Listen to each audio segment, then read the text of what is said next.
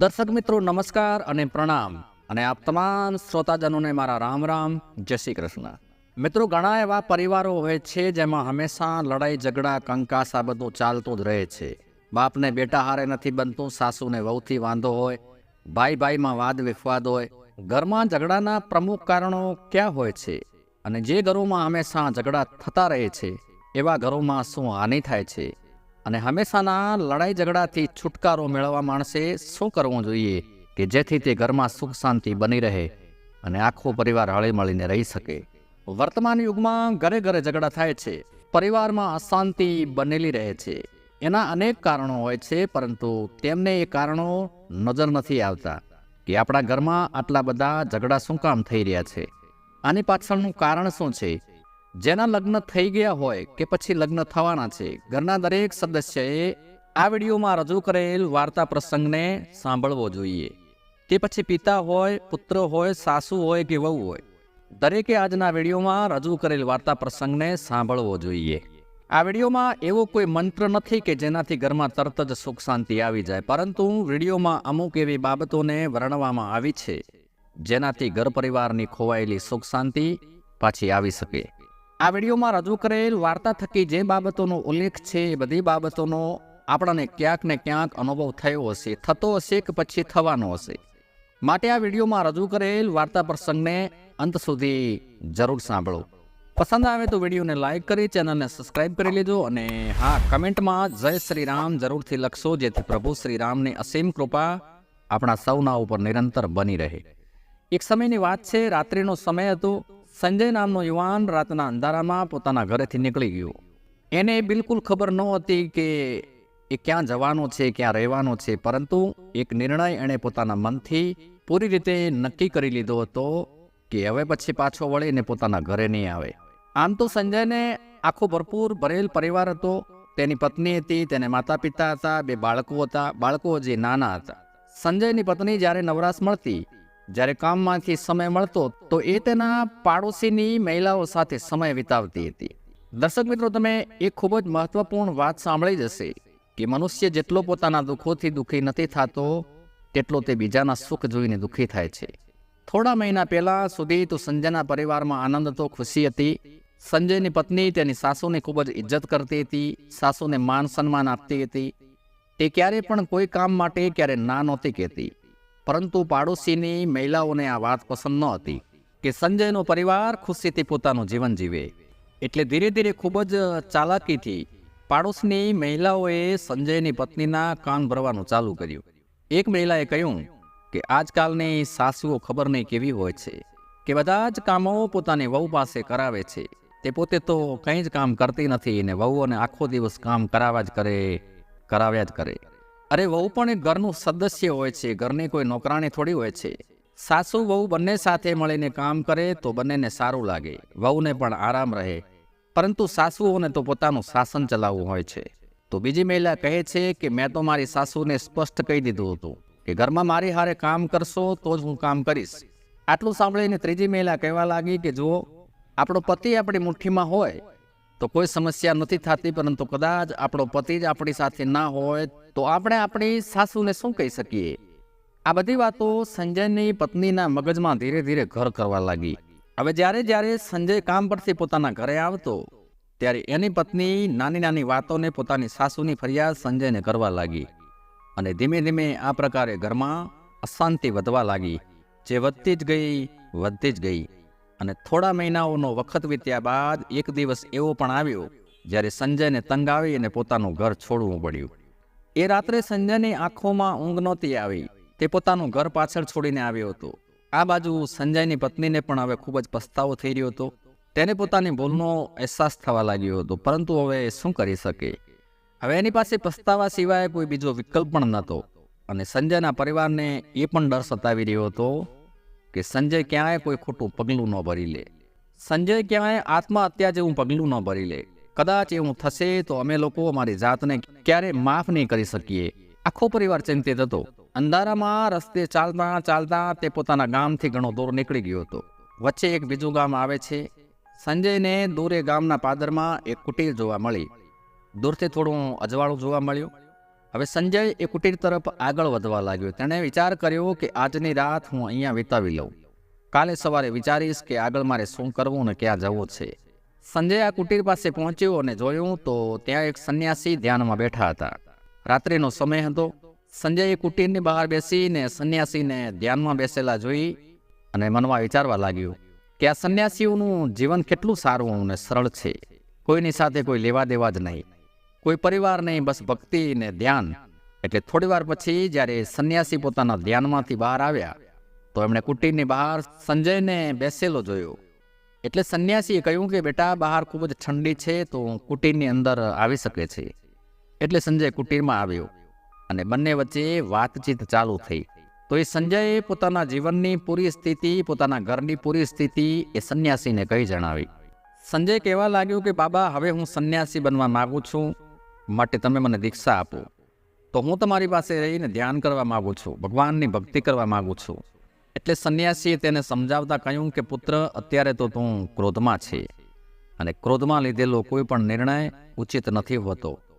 એટલા માટે પહેલાં તું તારા મનને શાંત થવા દે. ત્યારબાદ પણ જો તારી ઈચ્છા હશે તો હું તને જરૂર દીક્ષા આપીશ. ત્યારબાદ સંજય એ રાત્રિ ત્યાં કુટીરમાં જ સૂઈ ગયો. થોડા દિવસ આ સંન્યાસીની સાથે રહ્યા બાદ સંજયને પોતાના બાળકોની યાદ આવવા લાગી. થોડા દિવસ વધારે વીત્યા બાદ તેને પોતાના માતા પિતા અને પત્નીની યાદ આવવા લાગી. જ્યારે પેલા સંન્યાસીની સાથે ધ્યાન કરવા બેસતો ત્યારે તેના મનમાં પોતાના બાળકોની ખિલખિલાટ, પોતાની પત્નીના હાથે બનાવેલું ભોજન, માતા પિતા વગેરે બધું યાદ આવવા લાગ્યું. તો એક દિવસ સંજયે સંન્યાસીને કહ્યું કે હે ગુરુદેવ, હું એક મોટા સંકટમાં ફસાઈ ગયો છું. મને એ સમજાતું નથી કે મારે કયું જીવન જીવવું જોઈએ. એક બાજુ હું મારા પરિવારનો ત્યાગ કરી ચૂક્યો છું, તો બીજી તરફ મને એમની યાદ પણ આવી રહી છે, પરંતુ એ ઘરમાં જવાનું મારું મન થતું નથી. કેમ કે ઘરના લડાઈ ઝઘડાથી પરેશાન થઈને તો મેં મારા ઘરનો ત્યાગ કર્યો છે. મારા ઘરમાં કદાચ સુખ શાંતિ હોત તો આ ધ્યાન સાધના ભક્તિ તો હું મારા ઘરમાં રહીને પણ કરી શકું છું, પરંતુ ઘરમાં સુખ શાંતિ કયા પ્રકારે સ્થાપિત થાય એની મને ખબર જ નથી. જો તમે મને કોઈ માર્ગદર્શન આપો તો મારા ઘરમાં સુખ શાંતિ ફરીથી આવી શકે છે. એટલે સંન્યાસીએ સંજયને સમજાવતા કહ્યું કે બેટા, તો જીવનમાં અમુક નિયમોનું પૂર્ણ રીતે પાલન કરીશ, અમુક વાતોને સારી રીતે સમજી લઈશ, તો તારા ઘરની સુખ શાંતિ તારા હાથમાં હશે. જાણતા અજાણતા આપણે જ આપણા પરિવારમાં અશાંતિ પેદા કરતા હોઈએ છીએ અને એ વાતનો આપણાને અહેસાસ પણ નથી થતો, આપણાને ખબર પણ નથી પડતી. ઘરમાં સુખ શાંતિ લાવવા માટેનો સૌથી પહેલો અને સૌથી જરૂરી નિયમ એ છે કે આપણું લોહી એ આપણું લોહી જ કહેવાય. કદાચ તમારી કોઈ પણ બીજી વ્યક્તિ સાથે ગમે તેવી દોસ્તી કેમ ના હોય, કદાચ તમારા કોઈ ગાઢ સંબંધી જ કેમ ના હોય, પરંતુ તમારા પરિવારના સભ્યોની વાતોથી વધારે મહત્વ બીજાની વાતોને ક્યારે ન આપો. જ્યારે પરિવારના સભ્યોને આ વાતનો અહેસાસ થાય છે, એમને ખબર પડે છે કે તમે પરિવારનાઓથી વધારે મહત્વ બીજાને આપો છો, ત્યારે ખુદ તમે જ તમારું માન સન્માન તમારા પરિવારની સમક્ષ ઓછું કરાવો છો. આનાથી જ પરિવારમાં મતભેદ ઉત્પન્ન થવા લાગે છે અને આગળ જતાં પરિવારના સભ્યો પણ તમારી વાતોને વધારે મહત્વ નહીં આપે અને અહીંથી જ પરિવારના સભ્યો વચ્ચે અંદરો અંદર અંતર વધવા લાગે છે અને જેનો લાભ બહારના લોકો ઉઠાવે છે. બીજો નિયમ એ છે, જે પણ ખૂબ જ મગજમાં રાખવા જેવો છે, કે જ્યારે પણ પરિવારના સભ્યો વચ્ચે મતભેદ ઉત્પન્ન થાય છે તો એને બધાએ સાથે બેસીને સમજવાનો પ્રયાસ કરવો જોઈએ. કોઈ પણ ખોટી લાગેલી વાત પરિવારનો કોઈ સદસ્ય પોતાના મનમાં રાખી લે છે તો એવી વાત ઊંધઈની જેમ આપણા પરિવારની સુખ શાંતિને કોરી ખાવા લાગે છે. એટલા માટે કોઈ પણ વાત હોય, ગમે એવડી નાની કે મોટી ભૂલ હોય, પોતાના પરિવાર સાથે બેસી અને એ વાતને સુલઝાવવાનો પ્રયાસ કરવો જોઈએ. તમારા મનમાં એવી વાતોને દબાવીને ના રાખો. જ્યારે પણ કોઈ વ્યક્તિ ભૂલ કરે છે તો એ પોતાની કરેલ ભૂલને છુપાવીને રાખવાની કોશિશ કરે છે, જેનાથી દરેક વખતે તેને એ ભૂલ કરવાનો મોકો મળી શકે. પરંતુ સમજવાની વાત તો એ છે કે તમે તમારી ભૂલને દબાવીને રાખો છો તો તમે વારંવાર ભૂલો કરતા જ રહેશો અને એવી ભૂલો જ તમારા પરિવાર માટે અશાંતિનું કારણ બની જશે. અને પરિવારના કોઈ પણ મુદ્દાને સુલઝાવવા હાટુ બહારના લોકોની સહાયતા લેવાની કોઈ જરૂર નથી હોતી. આપણા પરિવારના વડીલ સાથે બેસીને એવી વાતોને ઘરમાં સુલઝાવવાનો પ્રયત્ન કરો અને પરિણામ સારું જ મળશે. ત્રીજો નિયમ સમજવા માટે તમારે એ સમજવું પણ જરૂરી છે કે ઘરમાં સૌથી વધારે અશાંતિનું કારણ શું છે, કયા કારણથી ઘરમાં કલે કંકાસ પેદા થાય છે, એ કારણ શોધવું પણ ખૂબ જ જરૂરી હોય છે. ઘરમાં સૌથી વધારે અશાંતિ ઉત્પન્ન થવાનું કારણ વહુ અને સાસુના મતભેદ, બંને વચ્ચેના વિવાદ હોય છે. વહુ પોતાની સાસુને મા સમાન અને સાસુ પોતાની વહુને દીકરી સમાન સમજવા લાગે તો આ મતભેદ ઘણા બધા ઓછા થઈ શકે છે. ત્યારબાદ એ સંન્યાસીએ સંજયને આગળ સમજાવતા કહ્યું કે કદાચ તું તારી પત્નીનો પક્ષ લે છે તો તારી માને ખોટું લાગશે, અને મા તરફથી પક્ષ લઈશ તો તારી પત્નીને ખોટું લાગશે. એટલા માટે ઘરના મતભેદથી પુરુષે હંમેશા દૂર રહેવું જોઈએ. કમસે કમ અઠવાડિયામાં એક વખત ઘરના બધા સભ્યોએ સાથે બેસી અને એકબીજાથી વાતચીત કરવી જોઈએ. જે કોઈ સમસ્યા પરિવારમાં ચાલી રહી હોય, કોઈ પણ મૂંઝવણ હોય, એની ખુલીને એકબીજા વચ્ચે ચર્ચા થવી જોઈએ. અને ઘરમાં જે કોઈ વડીલ સભ્યો હોય એમની વાતોને આખા પરિવારે માનવી જોઈએ. પરિવારનો મુખ્ય વ્યક્તિ એવો હોવો જોઈએ કે જે ખુદ મદદ કરી શકે એમ હોય, જે ખુદ પોતાના વિશે નહીં પરંતુ આખા પરિવાર વિશે વિચારતો હોય. આપણે આજથી 40-50 વર્ષ પહેલાંની વાત કરીએ તો એ સમયે ઘરના બધા ભાઈઓ સાથે મળીને અને સાથે રહેતા હતા, કેમ કે એ સમયે ઘરના તમામ સભ્યો એક વ્યક્તિની વાત માનતા હતા અને તેમને વડીલ સમજતા હતા. વડીલોનું માન સન્માન હતું, એમની ઇજ્જત કરતા હતા. પરંતુ હાલના વર્તમાન સમયમાં એવું નથી રહ્યું. એટલા માટે આપણે આપણા ઘરોમાં એક મુખ્ય વ્યક્તિ બનાવવો જોઈએ અને એમની વાતો સાંભળવી જોઈએ. ચોથો નિયમ એ છે કે તમારા પરિવારનું રહસ્ય કોઈને ના જણાવો. પારિવારિક રહસ્ય ક્યારે સાર્વજનિક ના કરો. જે આપણા પરિવારના સભ્યો વચ્ચેનો વાત સંવાદ, કોઈ પણ વાદ વિવાદ, એની ચર્ચા તમારા પાડોશીઓ સાથે ક્યારે ન કરો. આવું કરવાથી બહારના લોકો તમારા ઘરના રહસ્ય અને તમારા ઘરની ખામીઓ જાણવાનું શરૂ કરશે અને સમય આવવા પર આવી ખામીઓને લીધે તમારે પસ્તાવવું પડશે. જે વાત પરિવારની 4 દિવાલો વચ્ચે થઈ રહી હોય એની કોઈને પણ કાનોકાન ખબર ના પડવી જોઈએ. આવું કરવાથી પરિવારના સભ્યોનો વિશ્વાસ એકબીજા ઉપરથી ઉઠી જાય છે, અથવા તો સમૂહમાં ક્યાંક તમારા લીધે તમારા પરિવારને મજાક બનવું પડી શકે છે. અને 5મો નિયમ એ છે કે પરિવારમાં ફક્ત પોતાના સ્વાર્થ માટે નથી જીવી શકાતું. પરિવારના તમામ સભ્યોના લાભ અને હાનિ વિશે આપણે ચિંતા કરવી જોઈએ. આપણે આપણા ઘરના તમામ સભ્યોને ભૂલીને આપણા સ્વાર્થ વિશે વિચારવા લાગીએ તો પરિવારમાં રહેવાનો કોઈ મતલબ નથી રહેતો. પરિવારના કોઈ સભ્ય દ્વારા ક્યારેક ભૂલ થઈ જાય તો એને સાથ અને સહકાર આપો, અને એ જ પરિવાર કહેવાય છે. કેમ કે સલાહ અને ભાષણ તો બધા આપી શકે છે, પરંતુ પરિવાર એને કહેવાય કે ક્યારે અજાણતા કોઈ ભૂલ થઈ જાય તો પણ પોતાના પરિવારના સભ્યો સાથ નથી છોડતા. અને 6થો નિયમ એ છે કે પરિવારના તમામ સભ્યોએ હળીમળીને સાથે રહેવું જોઈએ. ઘરના કોઈ પણ સદસ્યને દાસ અથવા નોકર ના સમજવો જોઈએ. આપણી બધાની ફરજ હોય છે કે આપણે બધા હળીમળીને કામ કરીએ. પરિવારમાં એક વ્યક્તિ કમાઈ રહ્યો છે અને બીજા બેઠા બેઠા ખાઈ રહ્યા છે તો આવું લાંબા સમય સુધી નથી ચાલતું. ગાડી ત્યારે સરખી ચાલી શકે છે જ્યારે તેના બધા ટાયર સરખી રીતે કામ કરી રહ્યા હોય. એવી જ રીતે પરિવારના તમામ સભ્યો હળીમળીને કામ કરે તો એકબીજા વચ્ચે પ્રેમ વધે છે, સ્નેહ વધે છે, એકબીજા માટે ઇજ્જત માન સન્માન વધે છે, એકબીજાની વધારે નજીક આવે છે. પરંતુ જ્યારે પરિવારના કોઈ એક સભ્ય ઉપર બધા જ કામનો બોજ નાખી દેવામાં આવે છે ત્યારે સભ્ય ખુદને એ ઘરનો નોકર સમજવા લાગે છે અને ત્યારબાદ એની નજરમાં બીજા સભ્યો પ્રત્યે માન સન્માન ઓછું થવા લાગે છે.